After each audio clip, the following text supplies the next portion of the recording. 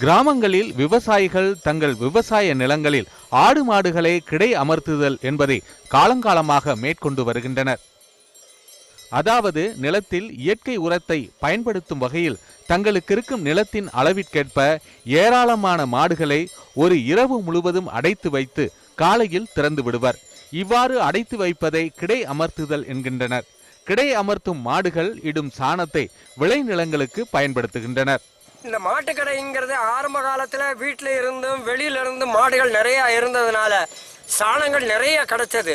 ஆனா மாட்டுக்கடை கிட்டத்தட்ட 10 கிலோ அளவு கூட வரும். அந்த குவான்டிட்டி, அந்த அளவு கொள்ளளவு அதிகப்படியாக இருக்கும்போது அதிகப்படியான நிலங்களுக்கு இந்த உரங்களை நாம் பயன்படுத்தி நிலத்தன்மைய தன்மையை அந்த காலகட்டங்களில் இருந்து மாற்றிட்டு வந்தோம்.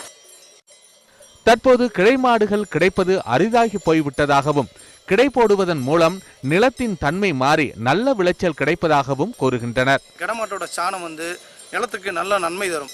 அந்த நன்மை தருவது 3 வருஷத்துக்கு அந்த நன்மை தந்துக்கிட்டே இருக்கும். ஒரு வருஷம் கிடமாடு போட்டோம்னா அது 3 வருஷத்துக்கு அடுத்து கிட போடவே தேவையில்லை. ஆனால் இப்போ இருக்க காலகட்டத்தில் கிடமாடுங்கிறது ஒரு அரிதான பொருளாகி போச்சு. நாட்டு மாடுகள் எல்லாமே அழிஞ்சு போச்சு.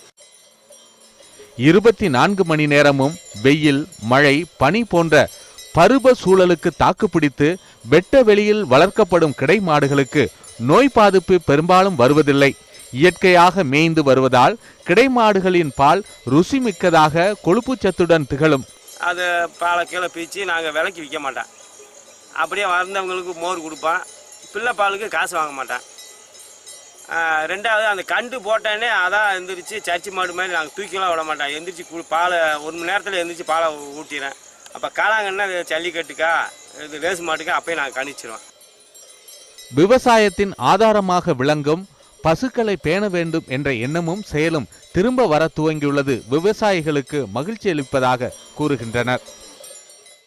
இயற்கை முறையில் மண் வளத்தை பெருக்க வயல்வெளிகளில் நாம் நாட்டு மாடுகளை கிடையமர்த்தி பாரம்பரிய முறைப்படி விவசாய பணிகளை மேற்கொள்வதால் வாடிப்பட்டி பகுதியில் கிடை மாடுகளுக்கு கிராக்கி ஏற்பட்டுள்ளது. நியூஸ் 18 செய்திகளுக்காக சதீஷ்குமார், வாடிப்பட்டி.